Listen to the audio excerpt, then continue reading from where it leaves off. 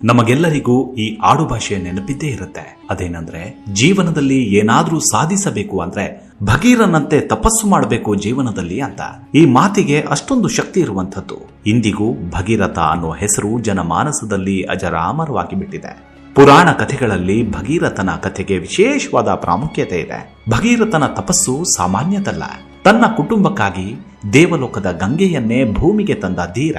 ಭಗೀರಥನ ತಪಸ್ಸಿಗೆ ಮೆಚ್ಚಿ ಆ ಮಹಾನ್ ತಪಸ್ವಿಯ ಹಿಂದೆಯೇ ಹರಿದು ಬಂದಿದ್ರಿಂದ ಗಂಗೆಗೆ ಭಾಗೀರಥಿ ಎಂಬ ಹೆಸರು ಬಂತು. ಭಗೀರಥ ಗಂಗೆಗಾಗಿ ಹಂಬಲಿಸಿದ್ದು ಯಾಕೆ? ಅಷ್ಟಕ್ಕೂ ಭಗೀರಥ ಯಾರು? ಆ ಮುನಿಯ ಹಿನ್ನೆಲೆಯಾದ್ರೂ ಏನು ಅನ್ನೋದನ್ನ ಇವತ್ತಿನ ಎಪಿಸೋಡ್ನಲ್ಲಿ ತಿಳಿದುಕೊಳ್ತಾ ಹೋಗೋಣ. ಅದಕ್ಕಿರಲಿ ಸ್ನೇಹಿತರೆ, ಪೌರಾಣಿಕ ಕಥೆಗಳತ್ತ ಮೆಲುಕು ಹಾಕಿದಾಗ ಈ ಭೂಮಿಯಲ್ಲಿ ಒಂದಾನೊಂದು ಕಾಲದಲ್ಲಿ ಸಗರ ಎಂಬ ಚಕ್ರವರ್ತಿ ಇದ್ದ. ಆತನಿಗೆ 60,000 ಮಕ್ಕಳು.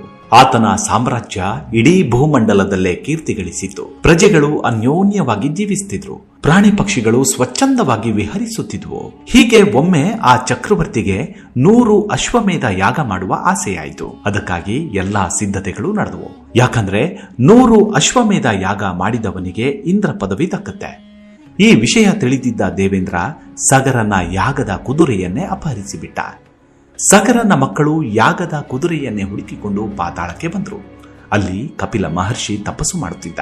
ಇವೇನು ತಿಳಿಯದ ಸಗರನ ಮಕ್ಕಳು ಯಾಗದ ಕುದುರೆ ಕದ್ದವನೇ ಈತ ಎಂದುಕೊಂಡು ಋಷಿಯನ್ನ ಸಂಹರಿಸಲು ಮುಂದಾಗ್ತಾರೆ. ಕೂಡಲೇ ಕಪಿಲ ಮಹರ್ಷಿ ಕಣ್ತೆರೆದಾಗ ಅವರೆಲ್ಲರೂ ಸುಟ್ಟು ಭಸ್ಮವಾಗ್ತಾರೆ. ಇತ್ತ ನಾಪತ್ತೆಯಾದ ತನ್ನ ಬಂಧುಗಳನ್ನ ಹುಡುಕಿಕೊಂಡು ಸಗರನ ಮೊಮ್ಮಗ ಅಂಶುಮಂತ ಹೊರಟ. ಆಗ ಎದುರಾದ ಕಪಿಲ ಮಹರ್ಷಿ ನಡೆದುದೆಲ್ಲವನ್ನ ವಿವರಿಸಿದ. ನಿನ್ನ ಬಂಧುಗಳು ಈಗ ಬೂದಿಯಾಗಿದ್ದಾರೆ. ಈ ಬೂದಿಯ ಮೇಲೆ ದೇವಗಂಗೆ ಹರಿದ್ರೆ ಅವರಿಗೆ ಸದ್ಗತಿ ದೊರೆಯುತ್ತದೆ ಎಂದ. ಗಂಗೆಯನ್ನ ಭೂಲೋಕಕ್ಕೆ ತರುವುದು ಹೇಗೆ ಎಂದು ಅಂಶುಮಂತನಿಗೆ ತಿಳಿಯಲಿಲ್ಲ. ಹಾಗಾಗಿ ಆತ ಏನನ್ನೂ ಮಾಡಲು ಸಾಧ್ಯವಾಗಲೇ ಇಲ್ಲ. ಕೊನೆಗೆ ಆತನ ಮಗ ದಿಲೀಪ ಕೂಡ ಹಾಗೆಯೇ ಚಿಂತಿಸುತ್ತಲೇ ಬದುಕು ಮುಗಿಸಿದ. ಹೀಗೆ ದಿಲೀಪನ ವಾರಸುದಾರನ ಕೊರತೆಯು ದೇವತೆಗಳನ್ನ ಚಿಂತೆಗೀಡು ಮಾಡಿತು. ಯಾಕಂದ್ರೆ ದಿಲೀಪ ಇದೇ ಕೊರಗಿನಲ್ಲಿ ಸತ್ತು ಹೋಗ್ತಾನೆ. ಆದ್ರೆ ಅವನ ವಂಶೋದ್ಧಾರಕನಿಂದಲೇ ಅವರ ಪೂರ್ವಜರಿಗೆ ಸದ್ಗತಿ ಪ್ರಾಪ್ತವಾಗತ್ತೆ ಎಂದು ಋಷಿಮುನಿ ವರ ಕೊಟ್ಟಿರ್ತಾರೆ. ಇದೇ ದೇವಾನುದೇವತೆಗಳನ್ನ ಚಿಂತೆಗೀಡು ಮಾಡ್ತು. ದಿಲೀಪನಿಗೆ ಮಗುವಾಗದ ಹೊರತು ಈ ಭವಿಷ್ಯವು ನಿಜವಾಗುವುದಿಲ್ಲ ಎಂದರಿತ ದೇವತೆಗಳು ವಿಷ್ಣುವಿನ ಬಳಿ ತೆರಳಿ ಈ ವಿಚಾರವನ್ನ ಮುಂದಿಡ್ತಾರೆ. ನಂತರ ವಿಷ್ಣುವು ತನ್ನ ದೈವಿಕ ಶಕ್ತಿಯಿಂದ ದಿಲೀಪನ 2 ವಿಧವಾ ಪತ್ನಿಯರಿಗೆ ಪರಸ್ಪರ ಸಂಭೋಗಿಸಿ ಮಕ್ಕಳನ್ನ ಪಡೆಯುವ ವರ ನೀಡ್ತಾನೆ. ಹಾಗಾಗಿ 2 ಪತ್ನಿಯರು ಸಲಿಂಗ ಸಂಭೋಗಿಸಿದ ಪರಿಣಾಮ ಅವರಲ್ಲಿ ಒಬ್ಬಾಕೆ ಮಾತ್ರ ಗರ್ಭಿಣಿಯಾಗ್ತಾಳೆ. ಮುಂದೆ ಇದೇ ಮಗು ಭಗೀರಥನೆಂದು ಖ್ಯಾತವಾಗತ್ತೆ. ಹಾಗಾಗಿ ದಿಲೀಪನ ಮಗ ಭಗೀರಥ. ಈತನ ಬಗ್ಗೆ ವಿಚಿತ್ರವಾದ ವರ್ಣನೆ ಕಾಣಸಿಗುತ್ತೆ. ಅದೇನಂದ್ರೆ, ಭಗೀರಥ ಸ್ತ್ರೀ ಸಂಭೋಗದಿಂದ ಜನಿಸಿದ ಕಾರಣ ಆತನಿಗೆ ಮೂಳೆಗಳೇ ಇರಲಿಲ್ಲ ಎಂದು ಪದ್ಮ ಪುರಾಣದಲ್ಲಿ ಉಲ್ಲೇಖಿಸಿದ್ರೆ, ಕೃತಿವಾಸಿ ರಾಮಾಯಣದಲ್ಲಿ ಆತ ಕೇವಲ ಮಾಂಸದ ಮುದ್ದೆ ಎಂದು ಉಲ್ಲೇಖಿಸುತ್ತೆ. ಆದರೆ ಕೃತಿವಾಸಿ ರಾಮಾಯಣವನ್ನ ಅನಧಿಕೃತವೆಂದು ಗಣನೆಗೆ ತೆಗೆದುಕೊಂಡಿಲ್ಲ. ಮುಂದೆ ಗುರು ಅಷ್ಟವಕ್ರನನ್ನ ಸಂಧಿಸುವವರೆಗೆ ಭಗೀರಥನ ರೂಪವು ವಿಚಿತ್ರವಾಗಿತ್ತು. ನಂತರ ಗುರುವಿನ ಭೇಟಿಯಾದ ಬಳಿಕ ಆತ ಸುರ ಸುಂದರನಂತೆ ರೂಪುಗೊಂಡ. ಮಹಾನ್ ಗಟ್ಟಿಗ, ದಿಟ್ಟಶಾಲಿ, ಸ್ತ್ರೀಯರಂತೆ ಮಹಾನ್ ಕರುಣಾಮಯಿ, ಒಂದು ಹುಳಕ್ಕೂ ನೋವುಂಟು ಮಾಡಿದವನಲ್ಲ. ಇಡೀ ದೇಹ ಸ್ತ್ರೀ ಮೈಬಣ್ಣ, ಮುಖದಲ್ಲಿ ವಿಷ್ಣುವಿನ ಕಾಂತಿಯಂತೆ ಕಂಗೊಳಿಸುತ್ತಿದ್ದ. ಹೀಗೆ ಅಂತರ್ಮುಖಿಯಾಗಿ ಬೆಳೆದ ಮಗು ಮುಂದೆ ತನ್ನ ಕರ್ಮವನ್ನರಿತು ಕಾರ್ಯೋನ್ಮುಖನಾಗ್ತಾನೆ. ಇಂತಹ ಭಗೀರಥನಿಗೆ ಇನ್ನೂ ಯೌವನದಲ್ಲಿರುವಾಗಲೇ ಸಂಸಾರದ ಬಗ್ಗೆ ವೈರಾಗ್ಯ ಮೂಡಿತು. ಏಕಾಂತದಲ್ಲಿ ಕುಳಿತುಕೊಂಡು ಈ ಜಗತ್ತಿನ ಸಂಸಾರವನ್ನ ಕುರಿತು ಇದು ಅಸಮಂಜಸವಾಗಿಯೂ ದುಃಖಕುಲವಾಗಿಯೂ ಇರುವುದಲ್ಲ ಎಂದು ಚಿಂತಿಸುತ್ತಿದ್ದ. ಮತ್ತೆ ಹುಟ್ಟು, ಮತ್ತೆ ಸಾವು, ಮತ್ತೆ ನೋವು, ಮತ್ತೆ ನಲಿವು, ಹೀಗೆ 100 ಸಾರಿ ಚಕ್ರ ಸುತ್ತುತ್ತಿದ್ದಂತೆ ಮರುಹುಟ್ಟು ಸಾಗುತ್ತಿದ್ದರೂ ನಾವು ತಲುಪುತ್ತಿರುವುದು ಎಲ್ಲಿಗೆ ಎಂದು ತಿಳಿಯುತ್ತಿರಲಿಲ್ಲ. ಯಾವುದನ್ನ ಪಡೆದರೆ ಈ ಲೋಕದಲ್ಲಿ ಪಡೆಯಬೇಕಾದುದು ಇನ್ನೇನೂ ಇಲ್ಲ ಎನಿಸುವುದೋ ಅಂಥದನ್ನ ಪಡೆಯುವುದನ್ನ ಬಿಟ್ಟರೆ ಮಿಕ್ಕಿದ್ದೆಲ್ಲವೂ ವ್ಯರ್ಥ ಸಂಪಾದನೆ ಎನಿಸಿತು. ಇಂತಹ ಭಗೀರಥ ಒಮ್ಮೆ ಏಕಾಂತದಲ್ಲಿ ಕುಳಿತು ತನ್ನ ಗುರುವಾದ ತ್ರಿತಲನನ್ನ ಸ್ಮರಿಸಿದ. ಗುರು ಎದುರಿಗೆ ಪ್ರತ್ಯಕ್ಷವಾದಾಗ ತನ್ನ ಮನಸ್ಸಿನ ಆತಂಕವನ್ನ ಹೊರಗಿಡವಿ, ಗುರುವೇ, ಈ ಜೀವಕ್ಕೆ ಅಂತ್ಯ ಅನ್ನೋದು ಯಾವಾಗ?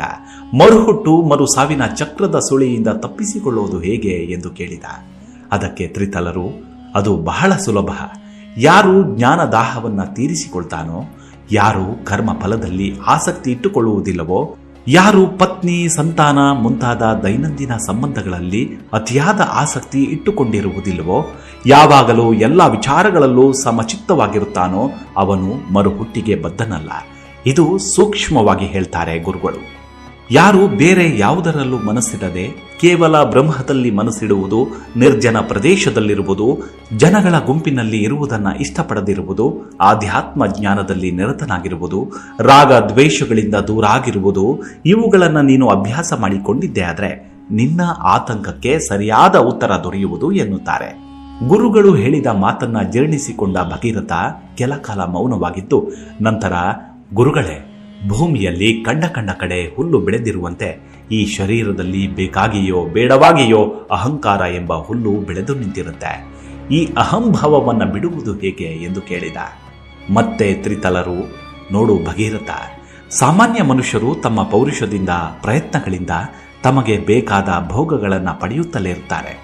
ಯಾರು ಈ ಭೋಗ ಲಾಲಸೆಯನ್ನ ಬಿಟ್ಟು ಕೇವಲ ಆತ್ಮಸತ್ತೆಯನ್ನ ಅನುಸರಿಸಿ ತನ್ಮೂಲಕ ಮನೋವಿಕಾಸಕ್ಕೆ ಪ್ರಯತ್ನ ಪಡುತ್ತಾರೋ ಅಂಥವರಲ್ಲಿ ಅಹಂಕಾರ ಎಂಬುದು ಇರೋದಿಲ್ಲ. ಈ ಶರೀರಕ್ಕೆ ಲಜ್ಜೆ ಎಂಬುದೇ ಇಲ್ಲ. ಕೇವಲ ತನ್ನ ಮನೋಭಿಲಾಷೆಗೆ ವಿಧ ವಿಧವಾದ ಲಜ್ಜಾವತಾರಗಳನ್ನ ಇದು ತಾಳುತ್ತದೆಯಷ್ಟೇ. ಯಾರು ಇಂತಹ ಲಜ್ಜಾವತಾರಗಳಿಂದ ದೂರ ಉಳಿಯುತ್ತಾರೋ ಅವರಲ್ಲಿ ಅಹಂಕಾರ ಎಂಬುದಕ್ಕೆ ಜಾಗವಿಲ್ಲ. ಯಾವಾಗ ಮನುಷ್ಯನಲ್ಲಿ ಅಹಂಕಾರ ಲಯವಾಗುವುದೋ ಆಗ ಅವನು ಪರಮ ಪದಕ್ಕೆ ಯೋಗ್ಯನಾಗುವನು ಎಂದರು. ಗುರುಗಳ ಮಾತನ್ನ ಕೇಳಿದ ಭಗೀರಥ ಕೆಲವು ಕಾಲ ಅದೇ ಮಾತುಗಳನ್ನ ಮನದಲ್ಲಿ ಗೊಣಗಿಕೊಂಡು ನಂತರ ಸರ್ವ ತ್ಯಾಗವೆಂಬ ಸಿದ್ಧಿಯನ್ನು ಪಡೆಯಲು ಅಗ್ನಿಸ್ತೋಮವೆಂಬ ಯಜ್ಞವನ್ನ ಮಾಡಿದ. ಆ ಯಜ್ಞದ ಕಡೆಯಲ್ಲಿ ತನ್ನಲ್ಲಿದ್ದ ಗೋವು, ಭೂಮಿ, ಅಶ್ವ, ಸೈನ್ಯ, ಹಿರಣ್ಯಾದಿಗಳನ್ನ ದ್ವಿಜರಿಗೂ ನಿಜ ಬಂಧುಗಳಿಗೂ ದಾನ ಮಾಡಿಬಿಟ್ಟ. ನಂತರ ತನ್ನಲ್ಲಿದ್ದ ಧನವೆಲ್ಲವನ್ನ ತ್ಯಾಗ ಮಾಡಿದ. ತನ್ನ ರಾಜ್ಯದ ಪ್ರಜೆಗಳು ಖಿನ್ನರಾಗಿದ್ದರೂ ಗಮನಿಸದೆ ತನ್ನ ರಾಜ್ಯವನ್ನ ತನ್ನ ರಾಜ್ಯದ ಪಕ್ಕದಲ್ಲಿಯೇ ಇದ್ದ ಶತ್ರು ರಾಜನಿಗೆ ಕೊಟ್ಟುಬಿಟ್ಟ. ತನ್ನ ರಾಜ್ಯವನ್ನು, ಅರಮನೆಯನ್ನು ತ್ಯಜಿಸಿ ಕೇವಲ ಒಂದು ಕೌಪೀನವನ್ನ ಕಟ್ಟಿಕೊಂಡು ದೇಶವನ್ನೇ ಬಿಟ್ಟು ಹೊರಟು ತನ್ನ ಪರಿಚಯವೇ ಇಲ್ಲದ ಕಡೆ ಅಲೆದ. ಎಲ್ಲ ಆಸೆಗಳನ್ನು ಬಿಟ್ಟು ಮನಸ್ಸಿಗೆ ಪರಮ ಶಾಂತಿಯನ್ನ ಕಂಡುಕೊಂಡ. ಹೀಗೆ ಭೂಮಂಡಲವನ್ನೆಲ್ಲ ಅಲೆಯುತ್ತಿದ್ದ ಭಗೀರಥ ಹಿಂದೆ ತನ್ನದಾಗಿದ್ದ ರಾಜ್ಯಕ್ಕೆ ಬಂದ. ಅಲ್ಲಿ ಪ್ರಜೆಗಳು ತಮ್ಮ ರಾಜನನ್ನ ಗುರುತಿಸಿ ಇವರು ಹೀಗೇಗೆ ಆಗಿದ್ದಾರೆ ಎಂದು ಬೇಸರ ಪಡ್ತಾರೆ. ಈ ವಿಷಯ ತಿಳಿದ ಶತ್ರು ರಾಜ ಕೂಡ ಬಂದು ನಿಮ್ಮ ರಾಜ್ಯವನ್ನ ನೀವು ಹಿಂದಕ್ಕೆ ತೆಗೆದುಕೊಳ್ಳಿ ಎಂದು ಬೇಡಿಕೊಳ್ತಾರೆ. ಯಾವುದಕ್ಕೂ ಮನಸ್ಸು ಕೊಡದ ಭಗೀರಥ ಕೇವಲ ಒಂದು ಹೊತ್ತು ಊಟವನ್ನು ಸ್ವೀಕರಿಸಿ ಅಲ್ಲಿಂದ ಹೊರಟು ಹೋಗ್ತಾನೆ. ಕೆಲವು ಕಾಲ ಅಲ್ಲಲ್ಲಿ ಅಲಿಯುತ್ತಿದ್ದ ನಂತರ ತನ್ನ ಗುರುಗಳ ಬಳಿಗೆ ಬಂದ.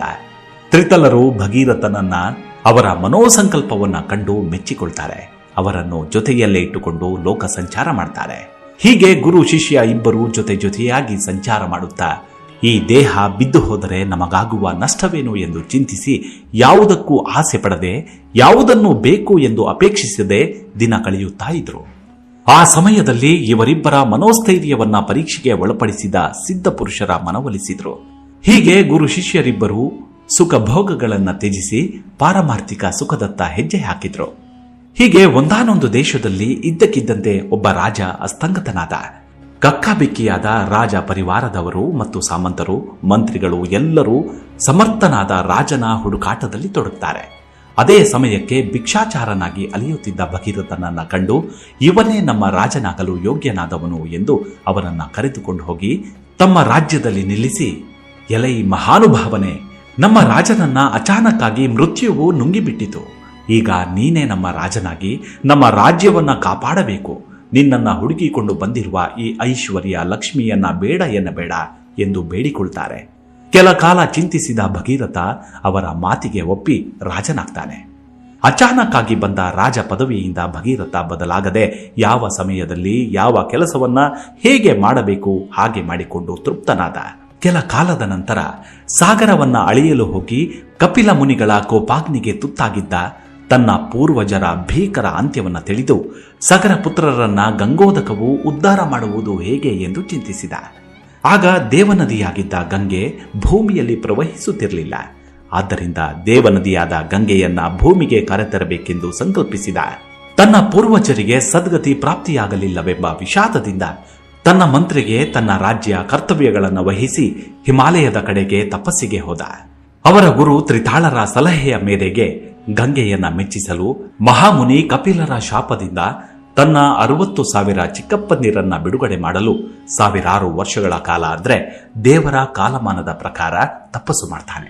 ಹಲವಾರು ಬಂಗಾಳಿ ಕಥೆಗಳು ಉತ್ತರಾಧಿಕಾರಿಯನ್ನ ಪಡೆಯದೆ ದಿಲೀಪ ಹೇಗೆ ಸಾಯುತ್ತಾನೆ ಎಂದು ಹೇಳ್ತಾವೆ. ಈ ಕಥೆಯನ್ನ ಮೊದಲು ಸಂಸ್ಕೃತದ ಪದ್ಮ ಪುರಾಣದ ಬಂಗಾಳಿ ಲಿಪಿ ಪುನರಾವರ್ತನೆ ಮಾಡುತ್ತೆ. ಹೀಗೆ ದೇವಗಂಗೆಯನ್ನ ಕುರಿತು ಹಲವಾರು ವರ್ಷಗಳು ಭಕ್ತಿಯಿಂದ ತಪಸ್ಸು ಮಾಡಿದ ಭಗೀರಥನ ತಪಸ್ಸಿಗೆ ಮೆಚ್ಚಿದ ಗಂಗೆ ಕೊನೆಗೂ ಪ್ರತ್ಯಕ್ಷಳಾಗ್ತಾಳೆ. ಆಗ ಭಗೀರಥ ಗಂಗೆಯನ್ನ ಕುರಿತು, ತಾಯಿ, ನನ್ನ ಚಿಕ್ಕಪ್ಪಂದರಿಗೆ ಸದ್ಗತಿಯಾಗುವಂತೆ ಅನುಗ್ರಹ ಮಾಡು ಎಂದು ಬೇಡಿದ. ಗಂಗಾದೇವಿ ಇದಕ್ಕೆ ಒಪ್ಪುತ್ತಾಳೆ. ಆದರೆ ಇದು ಕಾರ್ಯಗತವಾಗುವ ಮಾರ್ಗ ಬಹಳ ಕಠಿಣವಾದದ್ದು ಎಂದು ವಿವರಿಸ್ತಾಳೆ. ಯಾಕಂದ್ರೆ ಗಂಗೆ ಆಕಾಶದಿಂದ ಪಾತಾಳಕ್ಕೆ ಧುಮುಕುವಾಗ ಹರಿವಿನ ರಭಸವನ್ನ ತಡೆಯುವವರು ಯಾರು? ಒಂದು ವೇಳೆ ಯಾರು ತಡೆಗಟ್ಟಿ ನಿಲ್ಲಿಸದಿದ್ದರೆ ಈ ಭೂಮಂಡಲವೇ ಸರ್ವನಾಶವಾಗುತ್ತದೆ ಎನ್ನುತ್ತಾಳೆ ಗಂಗೆ. ಆದರೂ ತನ್ನ ಒಲಿಸಿಕೊಂಡ ನೆಚ್ಚಿನ ಭಕ್ತ ಭಗೀರಥನ ಅಳಲಿಗಾಗಿ ಒಂದು ಮಾರ್ಗವನ್ನ ತಿಳಿಸ್ತಾಳೆ. ಅದೇನೆಂದ್ರೆ, ಗಂಗೆ ಹರಿವಿನ ರಭಸವನ್ನ ತಡೆಯಬಲ್ಲ ಏಕೈಕನೆಂದರೆ ಪರಮೇಶ್ವರನೊಬ್ಬನೇ, ಅವನನ್ನು ಒಪ್ಪಿಸಬೇಕು ಎನ್ನುತ್ತಾಳೆ. ಆದ್ರೆ ಕೇವಲ ನಿನ್ನ ಸ್ವಾರ್ಥಕ್ಕಾಗಿ ನನ್ನನ್ನ ಭೂಮಿಗೆ ಕರೆಯುತ್ತಿದ್ದೀಯಾ? ಇದರಿಂದ ನನಗೇನು ಲಾಭವೆಂದು ಗಂಗೆ ಕೇಳಿದಾಗ ಈಗ ಭಗೀರಥ ಹೇಳ್ತಾನೆ, ತಾಯಿ, ನಿನ್ನನ್ನು ನೋಡಿದ ನಾನೇ ಧನ್ಯ. ನನ್ನ ಪ್ರಾರ್ಥನೆಗೊಪ್ಪಿ ಸಿದ್ಧಳಾಗಿ ಭೂಮಂಡಲಕ್ಕೆ ಧುಮುಕಲು ಸಿದ್ಧಳಾದ ನಿನ್ನ ಒಡಲಿನಲ್ಲಿ ಭೂಮಿಯಲ್ಲಿ ಯಾರು ಸ್ನಾನ ಮಾಡುತ್ತಾರೋ ಅವರ ಪಾಪವು ತೊಡೆದು ಹೋಗಲಿ. ಪಾಪಿಗಳಂತೆ ಪುಣ್ಯವಂತರು, ಜ್ಞಾನಿಗಳು ನಿನ್ನಲ್ಲಿ ಮಿಂದೇಳುವರು. ಆದುದರಿಂದ ಪಾಪಗಳು ಹೊರಟು ಹೋಗುತ್ತವೆ ಎಂದು ಗಂಗೆಯ ಸ್ಥಾನವನ್ನ ಮುಂಚೂಣಿಗಿರಿಸಿದ. ಗಂಗೆಯು ಪ್ರಸನ್ನಳಾಗಿ ತಥಾಸ್ತು ಎಂದು ಆಶೀರ್ವದಿಸಿ ಅಂತರ್ಧಾನಳಾದಳು. ಈಗ ಶಿವನಿಂದ ವರ ಪಡೆಯುವುದು ಭಗೀರಥನ ಕರ್ತವ್ಯವಾಯಿತು. ಮತ್ತೆ ಬಹುಕಾಲ ಶಿವನನ್ನ ಕುರಿತು ಕಠಿಣಾತಿ ಕಠಿಣ ತಪಸ್ಸು ಮಾಡಿದ. ಕಡೆಗೆ ಶಿವನು ಪ್ರತ್ಯಕ್ಷನಾದಾಗ, ದೇವ, ಗಂಗೆಯು ಪಾತಾಳಕ್ಕೆ ಧುಮುಕುವಾಗ ಅವಳ ರಭಸವನ್ನ ನೀನೇ ತಡೆಯಬೇಕು ಎಂದು ಬೇಡಿಕೊಂಡ. ಆ ಭಗೀರಥನ ಭಕ್ತಿ ಭಾವಕ್ಕೆ, ಆತನ ಕರುಣೆಗೆ ಶಿವನು ಮೆಚ್ಚಿದ. ಒಂದು ಶುಭ ಮುಹೂರ್ತದ ದಿನ ಗಂಗಾದೇವಿಯು ದೇವಲೋಕದಿಂದ ಧುಮುಕ್ತಾಳೆ. ಶಿವನು ಆಕೆಯನ್ನ ತನ್ನ ಜಟೆಯಲ್ಲಿ ಧರಿಸಿದ. ಅವಳ ರಭಸವನ್ನ ತಡೆಯಲು ಪರಶಿವನು ತನ್ನ ಜಟೆಯನ್ನ ಬಿಚ್ಚಿಕೊಂಡು ನಿಂತ. ರಭಸದಿಂದ ಧುಮುಕಿದ ಗಂಗೆ ಶಿವನ ಜಟೆಯಲ್ಲಿ ಬಂದಿಯಾದ್ಲು. ಹಾಗಾಗಿ ಭೂಲೋಕಕ್ಕೆ ಒಂದೇ ಒಂದು ಹನಿ ಗಂಗೆಯು ಇಳಿಯಲಿಲ್ಲ. ಆಗ ಭಗೀರಥನು ಮತ್ತೆ ಶಿವನನ್ನ ಕುರಿತು ತಪಸ್ಸು ಮಾಡಿ ಒಲಿಸಿಕೊಂಡ. ಆನಂತರದಲ್ಲಿ ದೇವಗಂಗೆಯು ಕೆಳಕಿಳಿದಳು. ಇದೇ ಖುಷಿಯಲ್ಲಿ ಭಗೀರಥ ಮುನಿ ಗಂಗೆಗೆ ದಾರಿ ತೋರಿಸುತ್ತಾ ಮುಂದೆ ನಡೆದ. ಅವನ ಹಿಂದೆಯೇ ಗಂಗೆಯು ನಿಧಾನವಾಗಿ ಹರಿಯುತ್ತಾ ಸಾಗುತ್ತಾಳೆ. ಅವಳ ಸ್ಪರ್ಶವಾದ ಕಡೆಗಳೆಲ್ಲ ಪವಿತ್ರವಾಯಿತು.